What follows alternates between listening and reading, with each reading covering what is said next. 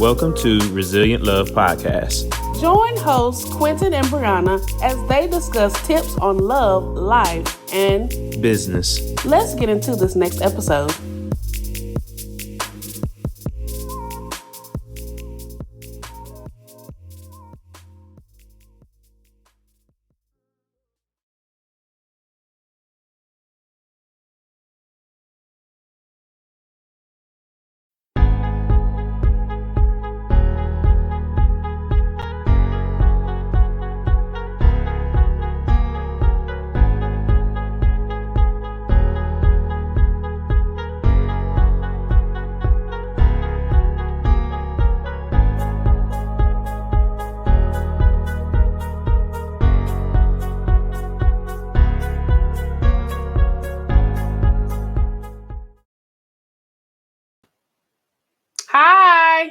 Hi, everybody.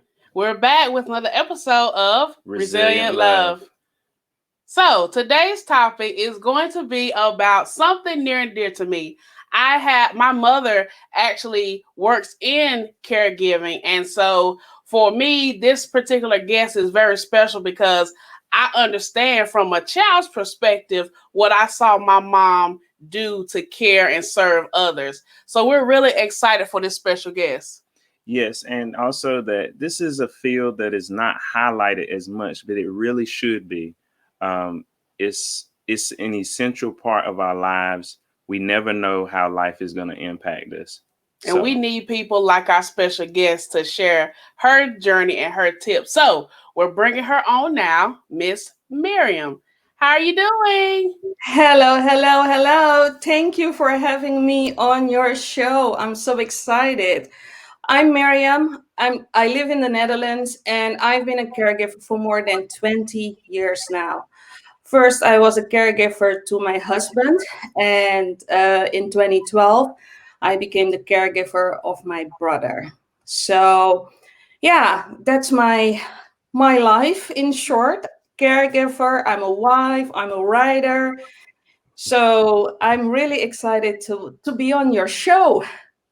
Awesome, and we're happy to have you. Yes. So I'll jump right in. Our first question is, everyone has a story. Share with the audience your story of becoming a caregiver and how that impacted your life. Wow, that's a nice question. As said before, I've been a caregiver for more than 20 years. I met my husband back in 1998. He was a diabetic. And as of 1999, he became very, very ill, and he suffered from kidney failure. As of 2002, he was on dialysis. His kidneys weren't functioning well, and he was on the list for a multiple transplant, a kidney pancreas transplant. In those years, when he was a diabetic on dialysis, a lot of things happened. For instance, I remember one day we had visitors over, and he put some coffee. We just moved to this house. And I remember that he had a strange look in his eyes. I had never seen that before. And I told the people that came over, I'm going to call 911 right now. I've never seen this look in his eyes, sorry. So I called 911, but because we just moved to this house, I told one of the guys, please go outside, because I'm afraid that the paramedics won't be able to find our home. We just moved here. So he went outside. So I was left at home with my husband, whose name is Martin, and two other people. So I had to measure his blood sugar. And he made a fist. He didn't know what he was doing. And he made a fist, so I couldn't measure his blood sugar. But I knew that something was terribly wrong with him. And I was scared that he might get in a coma.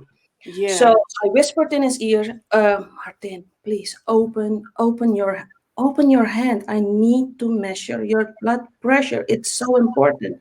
And finally, he opened his hand and I could measure. The device couldn't give a number. And that's not a good sign.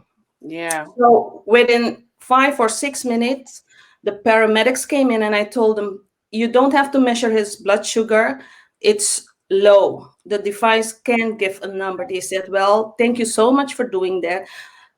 So what we need to do right now is put him on an infusion and give him some glucose. So that's what they did. And, he was so strong. I had to keep whispering in his ear, please, please, please, they are here to help you. But he didn't know what he was doing. And all the time I was thinking, what if he goes in a coma now? Right. Will I lose him now? So within 3 minutes, he looked at me and he said, what happened? And that's when I realized, oh my gosh, he is back. Yeah. So before he had the transplant surgery, he had many surgeries. He had eye surgeries. He had groin rupture surgery. He had so many surgeries. Right. I stopped counting. But during that time, from the time he was on dialysis until he had his first surgery, he needed 2 major surgeries for the transplant. I burnt out. Mm. 95% of my time I spent on taking care of my husband. Mm. I lived with fear, not knowing what would happen to him if he would make it, Mm-hmm. because he was doing really bad. He was not in a good shape. So that was the impact on my life, living with fear, not knowing if he would make it, anxiety, exhaustion. And I burned out. Wow. I Wow. burned out. Yeah, and caring for somebody, because of course that's your husband. So you said those vows in sickness and in health, and like literally you got hit with certain situations that tested that very vow, but you stayed true, and I appreciate that. And I want people to recognize the power of love and the power of just staying true to your loved one. Making sure that they're well. Yes, yes. At that time, we were not married yet. We Oh, married 2 years after his surgery. oh, so you were committed through it. Good. Yes, yes, yes, Through it all. I'm gonna yeah, be with you. That's yes. powerful. But the fear is it's killing. The exhaustion is killing. He had so many hypos before surgery, and it was a tough ride. It was a tough Right. ride. Yeah, absolutely. Wow. Right. And that brings us to this next question about how did this experience make you more resilient? Like our podcast is about really bringing forth that tip on life. And in this case, how did that make you resilient? Like I said before, I burnt out, Yeah. and I had to make a choice. Do you want to stay in the darkness, or do you want to go to the light at the end of the tunnel? Yeah. Burning out opened my eyes. I remember that when they found out, we had after the surgery, we had an appointment with a social worker in the hospital. And she asked Martin how he was doing. And he was so happy because finally he was doing a bit better. Mhm. And then she asked me the question, Miriam, how are you doing? I cried for 15 minutes. Mm. Cried, I sobbed. And I was angry at myself. Why? Because I didn't want Martin to see me like that. I was his strength. I was a superhero. That's what I thought. Yeah. Right. Um, to give you an idea what my day looked like, I woke up at 5:30, went to the office, started there at 7:30, worked until 3:30 p.m., took the car, went to the hospital, which was a 45, 50-minute drive, stayed with him in the hospital until 9:30 or 10 p.m., came back home before I could sleep, thinking about many things. And the next day, and this went on for weeks, Mm. months. So that's why I burnt out. But I was mad that she asked me the question then. Mm-hmm. And that's when they discovered that I burned out. Yeah. So I chose not to stay there. I came home, looked at myself in the mirror, and asked myself the question, do you want to go on like this, Miriam? Mm. I knew the answer, but I couldn't get it out of my mouth then. Right. Right? And I did it for a week, every day, several times a day. Do you want to go on like that? Mm. No, no. Right. So that was my eye opener. And what I did is I had to find ways to revitalize my own energy. I had to give myself permission to put myself first before helping anybody else. That's right. Yeah. It wasn't easy. It was not easy at all. It didn't happen in a week, in a month. It took me months.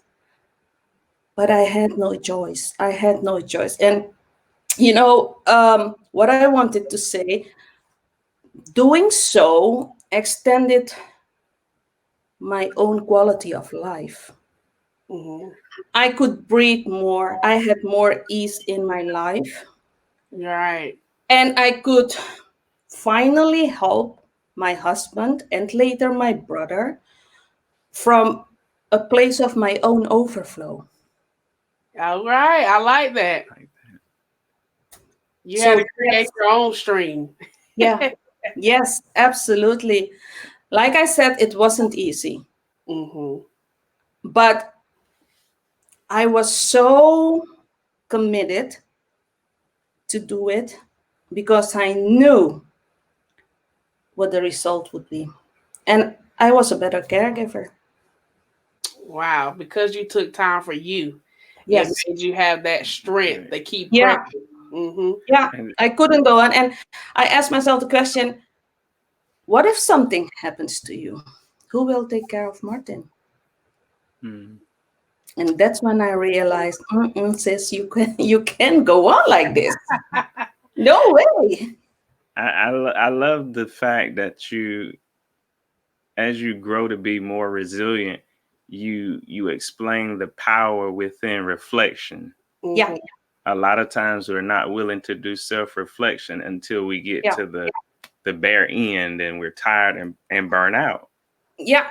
And that's what happened to me. And you know what? I tell all my fellow caregivers, it wasn't a pretty place. It wasn't a pretty place at all. And because I was constantly overthinking, I wasn't asking for help. Why? Because I thought, maybe they will think I'm weak, that I can't take care of my own husband to be, or. Mm-hmm. And now that I look back, I wish I had started asking questions sooner Mm-hmm. Mhm. So because I was surprised at how much people were willing to help. And I asked medical professionals for help. I asked my neighbors for help, anybody I could think of. But it was not easy. I'm going to be Mhm. honest, it wasn't easy. Not at all.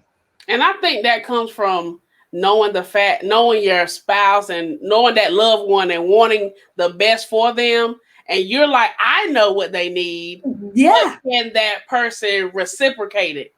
Yeah. So Yeah. yeah, I can Yeah. see that. And when I finally had 5% of the time, and when I finally had time for myself, for instance, I was taking a nice hot shower, and then I was, oh, what is he doing? Oh, Uh-huh. I feel guilty. I should be with him. What if something happens to him while I'm not there? And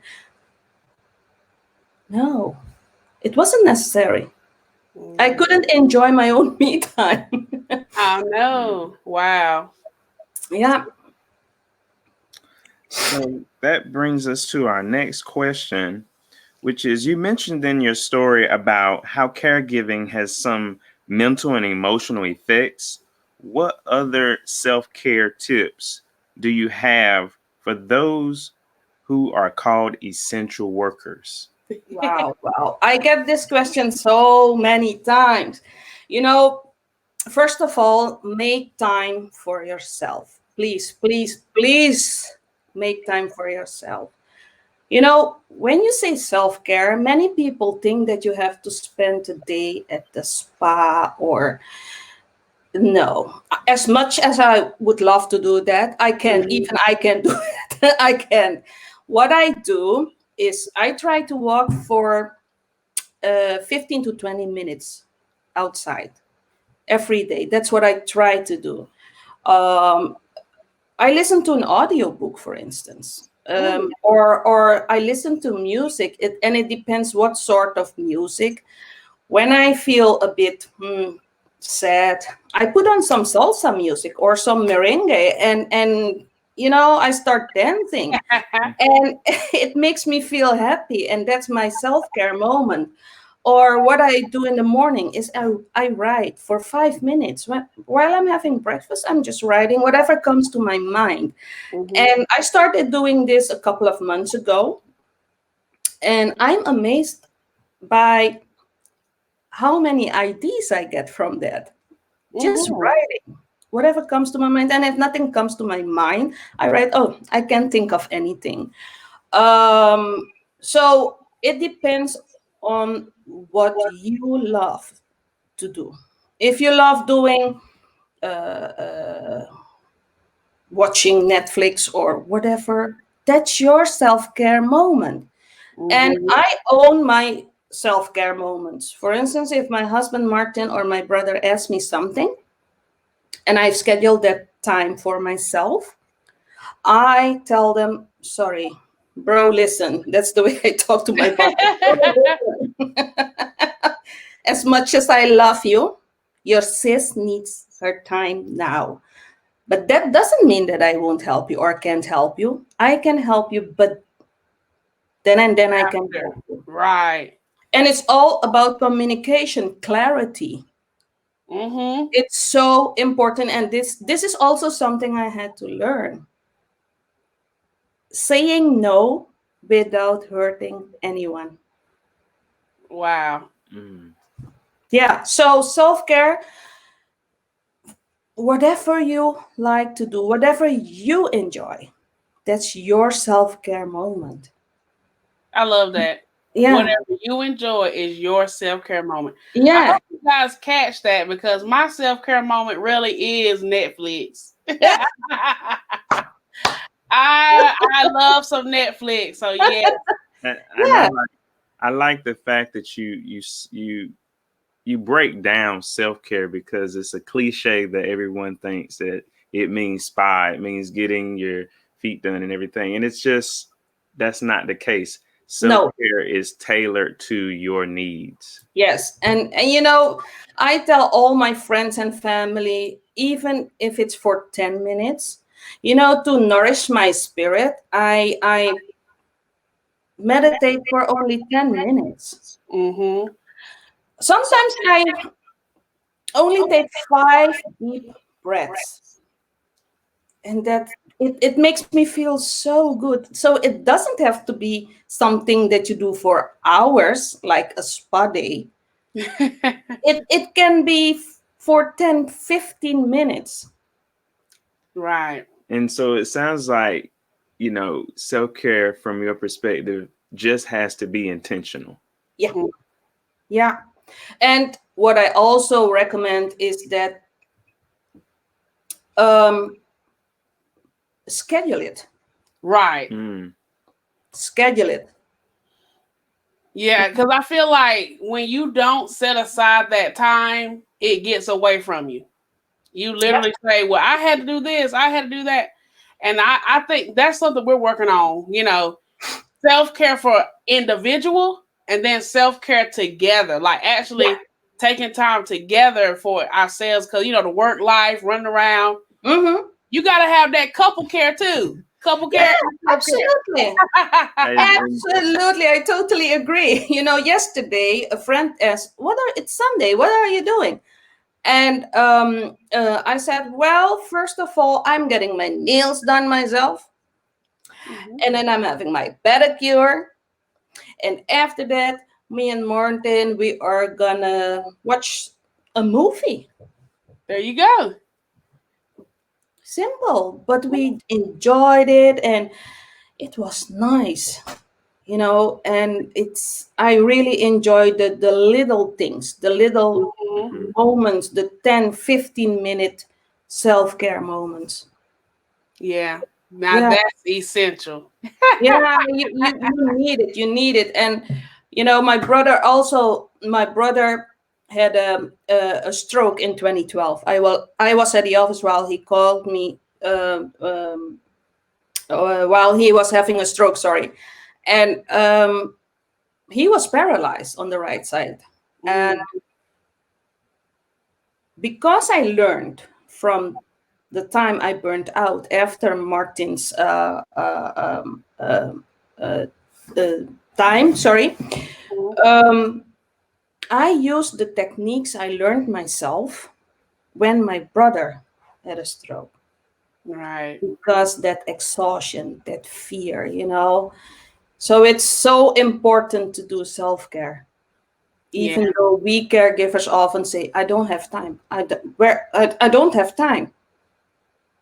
You Yeah, gotta you make do have time. time. You gotta make time. Yep. Yes. So overall, we definitely appreciate just what you share with us and your tips. Let everybody know what's next for Meriam. What's next? What's next for Miriam? Oh my gosh, Miriam is writing a book about her caregiver story. I started writing a couple of months ago. I never thought that I would write a book. Mm-hmm. A friend recommended me. She said you have to write about your story. It's Yeah. important for the world to know, because you often hear the story of the patient, but not the caregiver. Mm. So I started writing my book. Um, I just launched my 6-week online program for caregivers, for family caregivers. And in this program, I will teach the caregivers how to revitalize their own energy, how to put themselves first without feeling guilty, how to prevent a burnout. All those things, it's so important. So they can breathe better, so they can feel better, so they can have more ease in their lives Yes. and be a better caregiver. Mm. That's essential. So that's my 6-week online program. My book, uh, I hope that I can publish it in June, July of this year. Yes, Okay. I'm so excited. I'm so excited. We are too. Yeah, Yes. so that's coming up. And what I'm also doing is, together with a fellow caregiver, I'm on a mission to share our caregiver story. So caregivers have to know that they are not alone, but they also have to know that there is light at the end of the tunnel. My situation is not their situation, but the struggles are the same, Mm-hmm. Mm. and Yeah. I want to help them. Wow. I hope y'all caught that, and we Yeah. want to have you back to share the book. Oh yes, But we're definitely going to have the link in the description box for you guys to go and check out the 6-week program. It's yeah, going to be great. yeah. It is. And It is. we just thank you for what you do at such an essential time Mm-hmm. that we are in now. You are definitely so needed and so needed to so Oh, many. thank you. Thank you. Thank you. Like as you know, only a couple of months ago, I discovered my why, my purpose. Mm. Back then in 2003, 2002, m- I asked myself the question, why me, many times. When Mm-hmm. I was feeling exhausted, when he wasn't doing well, when my brother had a stroke, why me? Until a couple of months ago, when I talked to a friend and told her my story, and she was in tears. Mm. And I realized that it was necessary to share my story, to write a book, and to help fellow caregivers via my online program. That's when I discovered my purpose. Wow. Mm. Did y'all catch that, Jim? Sometimes your purpose is birthed out of a painful place. And then you get the Definitely. revelation that this was the reason. Yeah. Wow. Now I understand. This has been such a great episode. I hope that you guys caught these gems from Meriam. We're going to have her links in the description box for you to continue to follow her. Could you share with people where they can follow you too? Oh yes, I'm on Facebook, Instagram. My website is www.meriamboldewijnu.com. There you can read all about the 6-week online program and a bit about me. And you can schedule a free call. Oh, and yeah, caregivers. Yeah, get your call. Yeah, you can schedule a free call. And I'm on Clubhouse. All right. Yeah. So we'll have the Clubhouse link, but you gotta get an invite. We talk about a lot of self-care tips, and last time we talked about feeling guilty with fellow caregivers. So please join. And I'm so if I can do it, fellow caregivers can do it. But I'm honest. It was not easy, but there is light at the end of the tunnel. Wow. And with that being said, guys, this has been another episode of Resilient Love. All right, we'll stay tuned for the next one. Bye. Bye.